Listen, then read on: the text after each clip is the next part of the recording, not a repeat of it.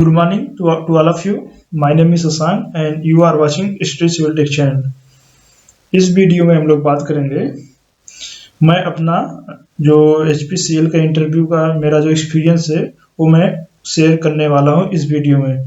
मुझसे क्वेश्चन क्या पूछे गए थे और उसका जवाब मैंने कैसे दिया और सिलेक्शन हुआ कि नहीं हुआ, इसके बारे में डिटेल से डिस्कस करेंगे। मेरा हानेस्ट रिव्यू है, मैं खुद ही इंटरव्यू दिया हूँ HPCL का। अब HPCL में जाने के बाद उसका प्रोसेस क्या क्या है, इसके बारे में हम लोग डिटेल से डिस्कस करते हैं। तो इस वीडियो को लाइक शेयर और सब्सक्राइब जरूर कीजिएगा, जिससे और इसे वीडियो को जितना ज़्यादा हो सके शेयर कर दीजिएगा, जिससे जो और इंटरव्यू देने वाले हैं, अभी तो 19 को भी चलेगा, 20 को, 21 को और 22 को भी चलेगा इंटरव्यू, जिससे उन लोगों को भी अच्छे से इसके बारे में पता हो सके। तो चलिए इस वीडियो को हम शुरू करते हैं। मैं भी GAT पोस्ट के लिए अप्लाई किया था, ग्रेजुएट अप्रेंटिस ट्रेनी HPCL में। मैं अभी जब मैं वीडियो अपलोड करूंगा उसके जस्ट 1 घंटे पहले मैं वहां से गोरखपुर से आया। मेरा सेंटर गोरखपुर में था, मैं वहां से घर पर अपने कानपुर में आया 1 घंटा पहले जस्ट। इसके बाद मैं अपना जो भी मेरा एक्सपीरियंस रहा HPCL में इंटरव्यू का, उसी को ही मैं शेयर कर रहा हूँ।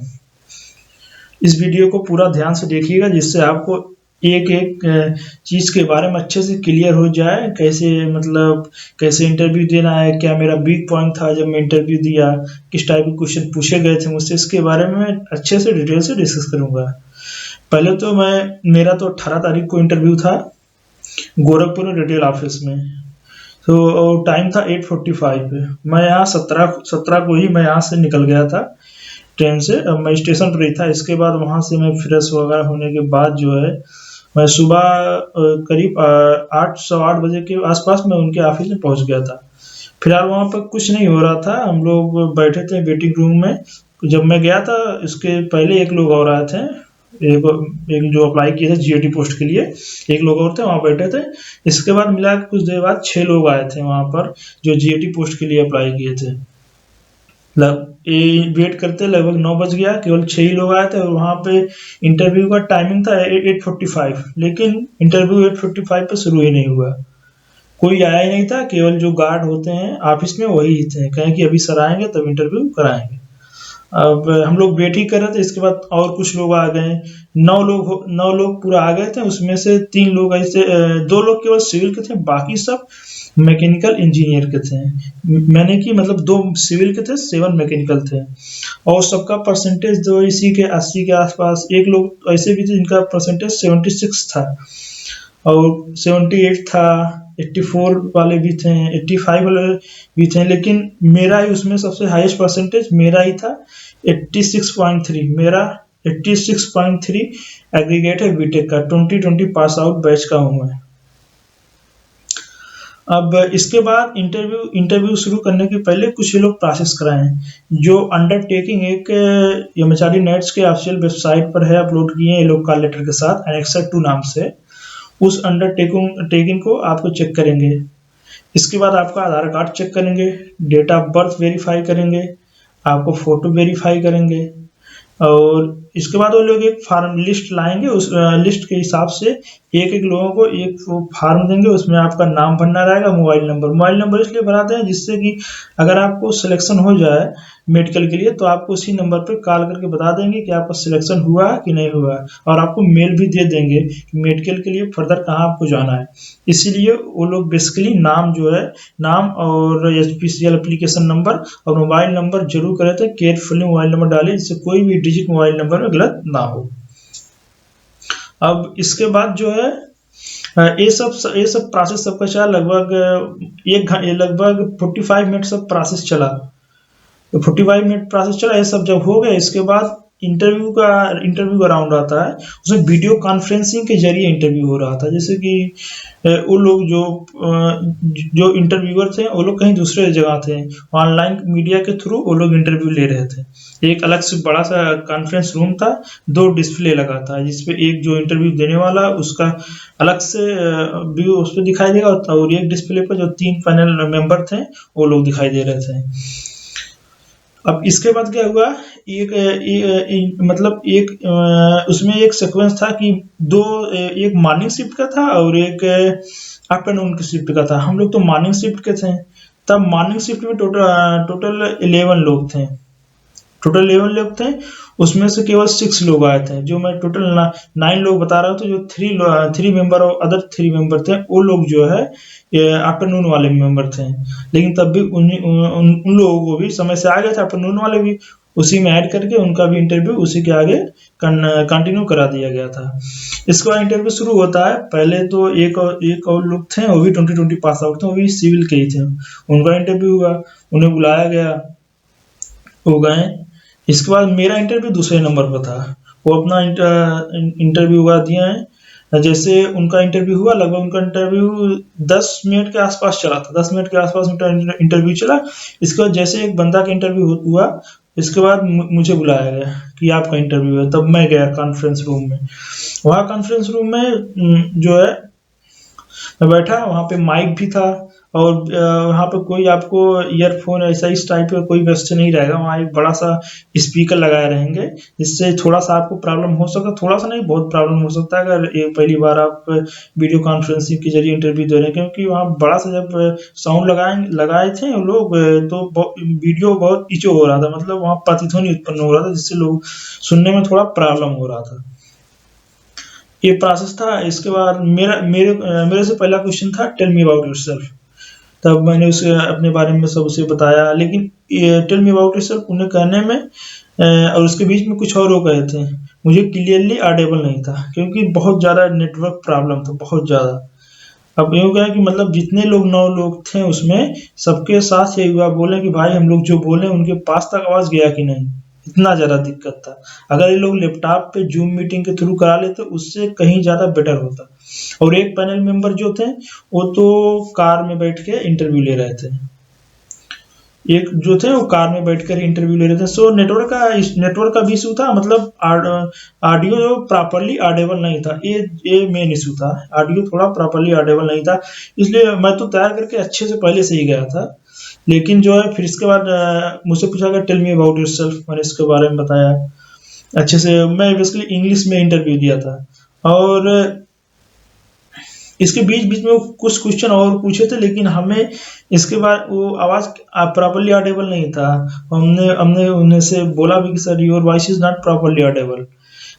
जब 2 से 3 बार बोलेंगे तो ये भी इंटरव्यूअर सोचेगा कि ये एक्टिव लिसनर है ही नहीं, वो इरिटेट हो जाएगा। तब इसीलिए हम ज़्यादा कुछ बोले नहीं। हमें जो सुनाई दिया हम उसका आंसर दिए। जो भी क्वेश्चन हमें आया कि समझ में कि मतलब इस टाइप का क्वेश्चन ये पूछ रहे हैं, उसका हमने आंसर दिया। बस ये था कि जब वॉइस प्रॉपर्ली ऑडिबल नहीं था, तो मैं थोड़ा नर्वस हो गया था, थोड़ा नर्वस फीलिंग कर रहा था अपना।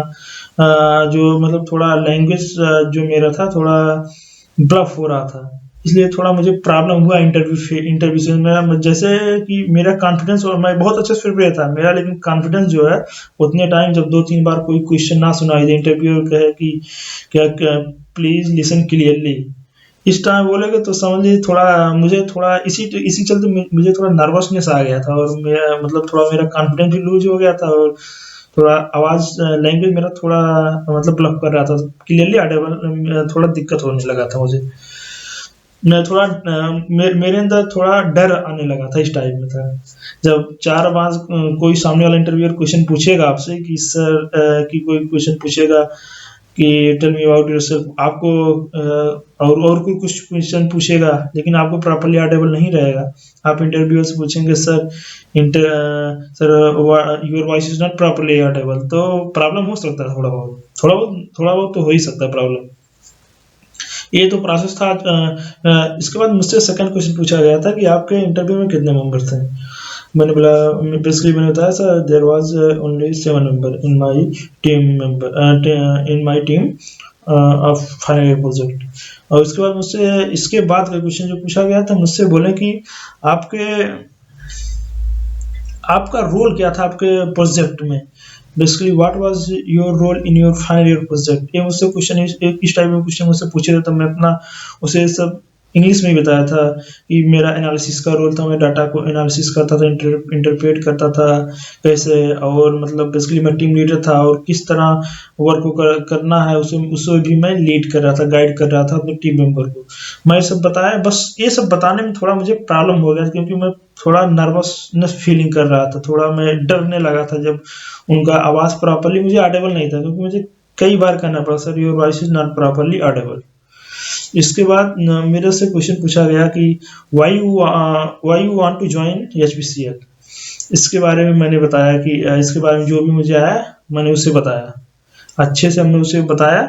बस ये था, थोड़ा नर्वसनेस था मेरे अंदर उसने टाइम, भले मैं बहुत ज़्यादा प्रैक्टिस किया था, बहुत ज़्यादा प्रैक्टिस किया, तब भी मेरे अंदर थोड़ा नर्वसनेस आ गया था। लेकिन हाँ, आप लोग जाइए, फुल कॉन्फिडेंस के साथ जाइए। अब इसके बाद मुझसे क्वेश्चन पूछा गया था कि जो है ये तो क्वेश्चन हो गया why you want to join HPCL. इसके बाद मुझसे इस टाइप में क्वेश्चन पूछा गया था what you know about the HPCL, और या वो फिर कुछ स्पेसिफिकेशन एचपीसीएल का पूछ रहे थे, लेकिन ये मुझे क्लियरली ऑडिबल नहीं था, इतना इतना भी मेरे से क्लियरली ऑडिबल नहीं था। हमें लगा कि वो पूछ रहे हैं कि इसे एचपीसीएल के बारे में किस टाइप में वर्क होता है, हमें इस टाइप में कुछ सुनाई दे, इसमें उसका आंसर देते चलेगा, क्योंकि बार बार किसी से पूछना प्रॉपर्ली ऑडिबल नहीं है तो दिक्कत हो जाएगा। अब इसके बाद मैं उसका आंसर उन्हें अच्छे से इंग्लिश में दिया, कोई प्रॉब्लम नहीं हुआ। फिर मेरे से लास्ट में वो क्या बोले मुझे नहीं सुनाई पड़ा, पता नहीं क्या धीरे से बोले, मुझे नहीं सुनाई दिया। इसके बाद मेरे से उसके पहले भी लास्ट एक क्वेश्चन और पहले पूछा था कि आपका हॉबी क्या हुआ, क्योंकि आपका जो रिज्यूमे है ऑनलाइन जो आप एमएचआरडी नेट्स पे अपलोड किए हैं, उनके पास सिस्टम पर आपका रिज्यूमे रहेगा, वो आपको चेक करेंगे कि आपका मतलब आपके अंदर कॉन्फिडेंस है कि नहीं है। जो जो आप मेंशन करें हैं आप अपने रिज्यूमे में, वो आपके अंदर कैपेबिलिटी या स्किल है कि नहीं, ये बेसिकली आपके अंदर वो लोग चेक करेंगे। तो इसे अच्छे से दीजिएगा, किसी भी प्रकार का झूठ मत बोलिएगा, जो भी आप लिखें उसी के बारे में ही बताइए। जैसे कि मैंने अपने किसी प्रकार का हॉबी नहीं लिखा था, मैंने कहा कि सर अपार्ट टाइम मैं अपना सिविल इंजीनियरिंग से रिलेटेड न्यू टेक्नोलॉजी के बारे में देखता रहता हूँ, पढ़ाई करता रहता हूँ, या फिर रिसर्च पेपर के बारे में थोड़ा बहुत देखता रहता हूँ, या फिर अदर मतलब सॉइल मैकेनिक्स, ये सब चीज़ें सब्जेक्ट के बारे में पढ़ता रहता हूँ। कहें कि इससे अपार्ट, इससे अलावा आपके लिए आपका क्या हॉबी है। मैंने बोला कि मैं पार्ट टाइम बच्चों को पढ़ाता हूँ, इस टाइप में बताया। बेसिकली ये सब मैंने बताया कि क्योंकि ये सब मैं मेंशन भी नहीं किया था, इंडोर आउटडोर में ये सब मैंने मेंशन नहीं किया, इसलिए मैं ये सब कुछ नहीं बताया। और इसके बाद जो है लास्ट में वो क्या पूछे, जो एकदम लास्ट क्वेश्चन था, मुझे कुछ भी नहीं सुनाई दिया, कुछ भी नहीं सुनाई दिया। मैं थोड़ा देर बैठा था वहाँ सिस्टम सामने, जब मुझे कुछ आवाज़ सुनाई नहीं दिया, मुझे इतना लगा कि वो शायद ये कह रहे हैं कि आप जा सकते हैं अब। इस टाइम मुझे कुछ सुनाई दिया, थोड़ा बहुत सुनाई दिया, लेकिन मुझे क्लियर नहीं था। थोड़ा देर वेट किया, उनकी तरफ से कोई रिस्पांस नहीं आया। फिर मैं अपने खुद से कहा सर मैं आई लिव। इसके बाद बोले कि हाँ आप जा सकते हैं। जब आवाज़, तब उसके बाद आवाज़ उनका जब क्लियर आया कि आप जा सकते हैं, तब मैं वहाँ से चला गया। ये था मेरे इंटरव्यू का एक्सपीरियंस। बस इसमें दिक्कत ये था कि थोड़ा लैंग्वेज वहाँ नेटवर्क थोड़ा इशू था, जिसके कारण थोड़ा मुझे प्रॉब्लम है, नर्वसनेस फील कर रहा था, और मेरा थोड़ा कॉन्फिडेंस भी लूज हो गया, क्योंकि जब 2-3 बार आप इंटरव्यूअर पूछेंगे कोई चीज़ बार बार, तो इंटरव्यूअर भी इरिटेट हो जाएगा उसी चीज़ को लेकर। अगर आप लोग जा रहे हैं इंटरव्यू देने, तो आप लोग मतलब ये सब चीज़ों को ध्यान दीजिएगा। मैं ऑलरेडी जो इंटरव्यू क्वेश्चन इसमें अपलोड किया हूँ यूट्यूब चैनल में अपने, वही सब क्वेश्चन पूछ रहे हैं, क्योंकि वहाँ जो 9 लोग थे, वो उन सब लोगों से भी, उनसे प्रोजेक्ट से रिलेटेड, आप एचपीसीएल में आना क्यों चाहते हैं, क्या जानते हैं एचपीसीएल के बारे में, इसी सब चीज़ों के बारे में आपसे पूछेंगे। यही सब पूछे भी थे उन लोगों से भी, हमसे भी। इसके बाहर कहीं क्वेश्चन नहीं पूछा गया था। बेसिक चीज आपका कॉन्फिडेंस लेवल चेक करेंगे, और आपका हाँ, और एक इशू ये नहीं है कि आपको हिंदी आता है या इंग्लिश आता है, आपको जिसमें आता है आप उसमें बोलिए। अगर आप इंग्लिश में कंफर्टेबल है तो इंग्लिश बोलिए, हिंदी में कंफर्टेबल है तो हिंदी में बोलिए। अगर आप दोनों मिक्स करके बोलना है, दोनों भी बोल सकते हैं, कोई प्रॉब्लम नहीं। वहां पर आपको आप बोलिए, बस जो भी बोलिए वहां आप कॉन्फिडेंस के साथ रहिए, जरा भी नर्वसनेस आपके अंदर ना हो। आप अच्छे से कॉन्फिडेंस साथ जो फ्रेंडली इंटरव्यू दीजिए। और एक सजेशन ये है कि जो है शुरू में अगर जैसे अगर इस तरह की प्रॉब्लम हो इंटरव्यू देने में कॉन्फ्रेंसिंग जरिए अगर आपको, तो अगर तो क्लियरली आप वहाँ बता दिए सर कि आपका वॉइस जो सर क्लियरली ऑडिबल नहीं, क्योंकि वहाँ बड़ा साउंड साउंड टाइप में लगा थे, तो जो आवाज़ जो है बल्कि बाहर अच्छी आवाज़ सुनाई दे रही थी, अंदर आवाज़ मतलब वही जो है वही आवाज़ फिर से रिपीट होकर जा रही थी, फिर वापस आ रही थी। ये दिक्कत होने रहा था, आवाज़ इसलिए क्लियरली नहीं सुनाई दे रहा था, ये मेन प्रॉब्लम था। और क्योंकि 9 मेंबर थे, 9 मेंबर से हम सबसे पूछे, सब लोग यही कहते भाई यार बोल दिया जो बोलना था, लेकिन ये था कि आवाज़ क्लियर नहीं था। एक लोग तो ऐसे थे ग्रुप में, वो बोले कि सर आवाज़ क्लियर है ही नहीं। वो जब इंटरव्यूअर बोले कि आप जो आप ध्यान से सुनिए, आप ध्यान से सुनिए तब आपको सुनाई देगा। इस टाइप में ये बोल रहे थे इंटरव्यूअर। सो मतलब अगर यही ऑफलाइन भी होता तो बहुत अच्छा जाता।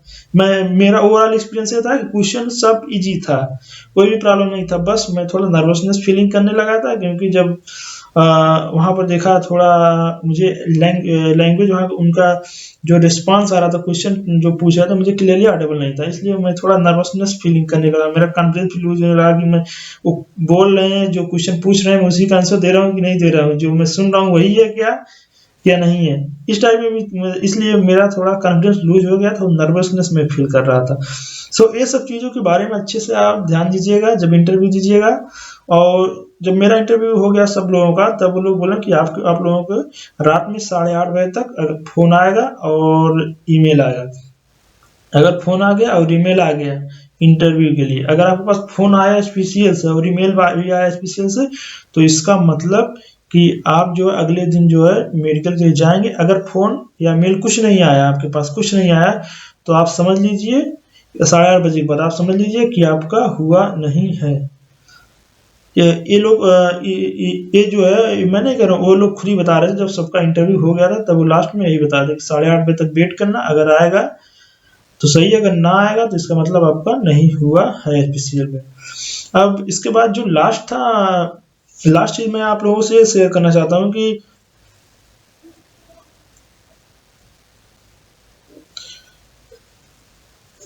आप लोग जो आप लोगों का वापसी टिकट है, ये वापसी टिकट मतलब अगर अगर वो लोग बताएंगे कि 4 बजे तक है, 4 बजे तक बता देंगे, 6 बजे तक बता देंगे, तो पहले से आप लोग वापसी टिकट कटा के मत जाइएगा। अगर आपको सिलेक्शन हो जाता तो आपको थोड़ा दिक्कत आ सकता है, क्योंकि नेक्स्ट डे आपका मेडिकल होगा। और इसमें भी ये भी नहीं मेंशन रहता कि आपका मेडिकल अगर गोरखपुर में इंटरव्यू हो रहा तो गोरखपुर में होगा, क्योंकि गोरखपुर में जहाँ मेरा इंटरव्यू हुआ वहाँ जो जीएटी थे वही सब प्रोसेस ही करा रहे थे, वो भी सिविल से थे, लेकिन काम जो करा रहे थे उन लोगों से अब क्या बताएं, वो जीएटी थे, सिविल से थे, ग्रेजुएट अप्रेंटिस ट्रेनी थे, उनका 31 जनवरी को खत्म होने वाला था।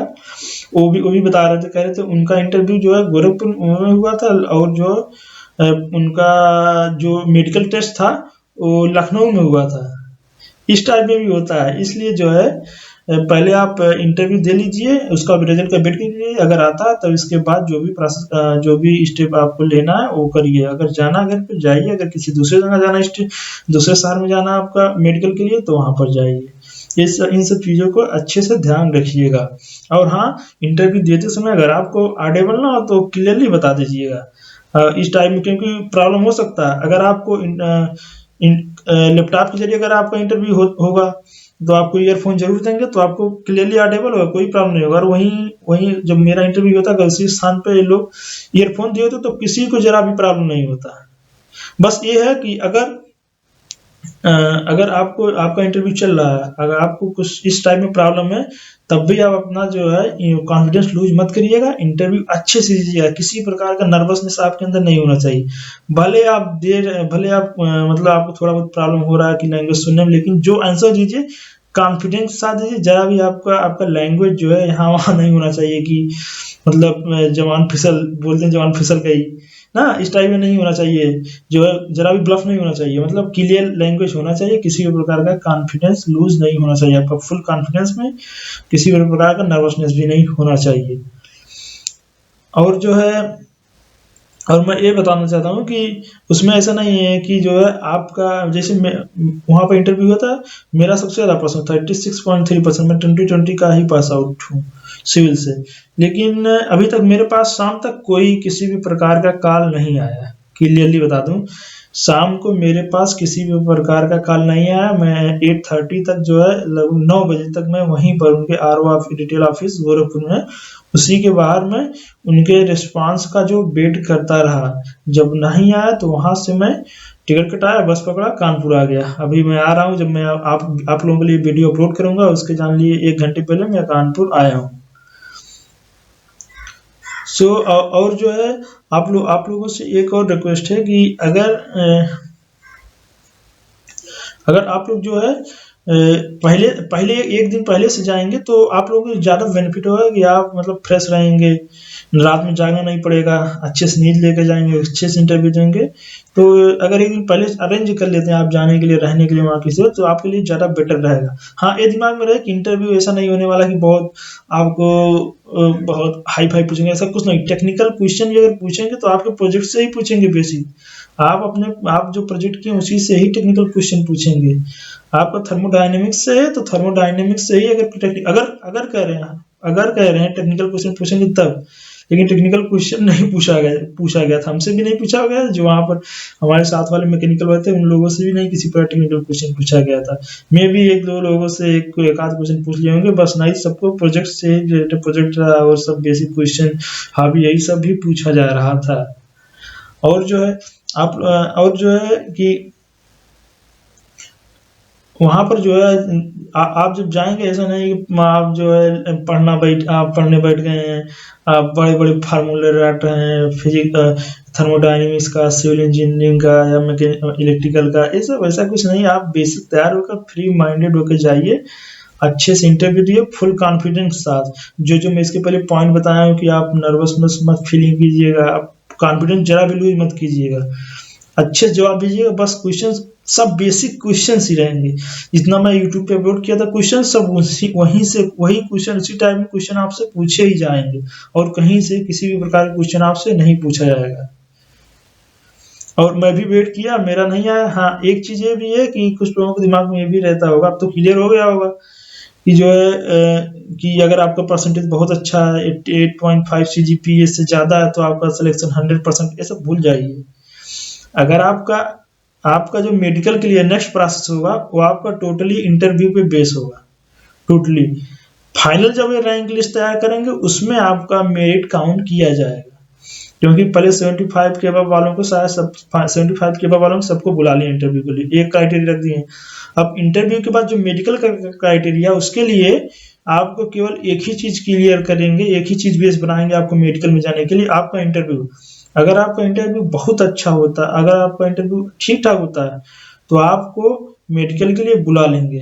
अगर आपका इंटरव्यू अच्छा नहीं होता है, अगर आपका इंटरव्यू अच्छा नहीं होता होगा, आप सोचिए आपका 95% है, 90% है, तो आपको नहीं बुलाएंगे, ये समझ लीजिए।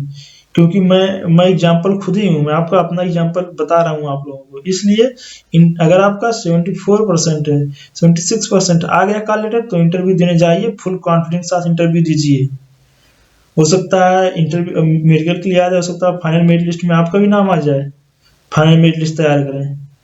क्योंकि ऐसे बहुत लोग चल जाते हैं कि मतलब थोड़ा इनका इंटरव्यू अच्छे नहीं हुआ, लेकिन परसेंटेज बहुत अच्छा है, बाहर हो जाते हैं। मेरे साथ हुआ, इसलिए मैं ये ऑनेस्ट अपना एक्सपीरियंस जो मेरा है किसी इंटरव्यू का, मैं वही शेयर कर रहा हूँ। इसलिए ध्यान से इंटरव्यू दीजिए, और किसी भी प्रकार के भ्रम में मत रहिए कि आपका CGPA मेडिकल के दौरान काउंट होगा, ऐसा कुछ नहीं है। पहले टाइम आपको परसेंटेज काउंट किया गया कॉल लेटर इंटरव्यू के लिए, वहां परसेंटेज क्राइटेरिया लगा 75 फॉलोइंग अबव शायद बुलाया गया है। अब मेडिकल के लिए आप इंटरव्यू क्लियर करेंगे तभी आपको मेडिकल के लिए बुलाया जाएगा। अगर आपका इंटरव्यू क्लियर नहीं होता तो आपको मेडिकल के लिए नहीं बुलाया जाएगा। इस बात का अच्छे से ध्यान रखिएगा।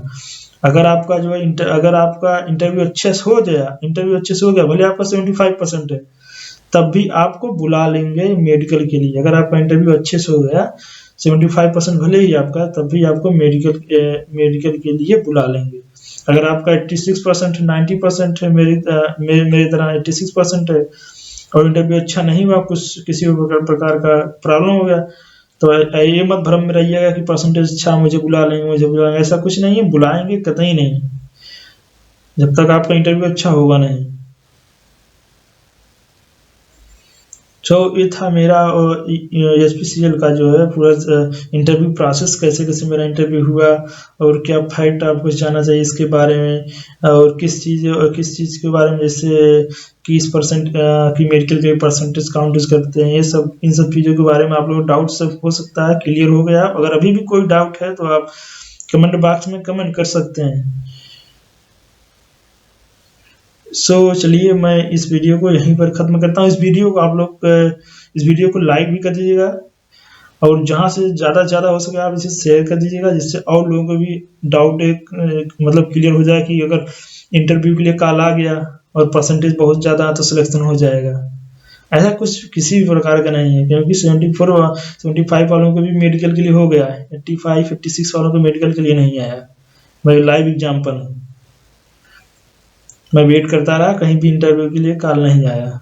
बस हाँ, ये था, ये मैं खुद ही बता रहा हूँ, मेरा इंटरव्यू उतना अच्छा नहीं गया, मतलब सब सही गया, बस थोड़ा मेरे उतने टाइम मेरा थोड़ा कॉन्फिडेंस जो है थोड़ा लूज हो गया था, मैं थोड़ा नर्वसनेस हो गया था, इसलिए जो है अगर आप 75 हैं 76 हैं आपके लिए इंटरव्यू के लिए कॉल आया तो आप इंटरव्यू देने श्योर जाइए। इसका मत सोचिए कि मेरा 75 है, फाइनल मेरिट लिस्ट में मेरा नाम अगर मेडिकल में आ गया, पता लग फाइनल मेरिट लिस्ट में नाम ना आए, ऐसा कुछ नहीं हो सकता है, आपका ही नाम आ जाए फाइनल मेरिट लिस्ट में। अच्छे से जाइए, चाहे जितना परसेंटेज है आपका आया है इंटरव्यू के लिए कॉल, तो आप इंटरव्यू देने अच्छे से जाइए। मैं आप लोगों के लिए शुभकामनाएं देता हूँ कि आप लोग आ जाइए, अच्छे से इंटरव्यू दीजिए, मेरी तरह नहीं थोड़ा नर्वसनेस होकर, कॉन्फिडेंस लूज करके, कॉन्फिडेंस के साथ, और किसी भी प्रकार का नर्वसनेस ना रहे, अच्छे से पेशेंस रखिए, अच्छे से इंटरव्यू दीजिए।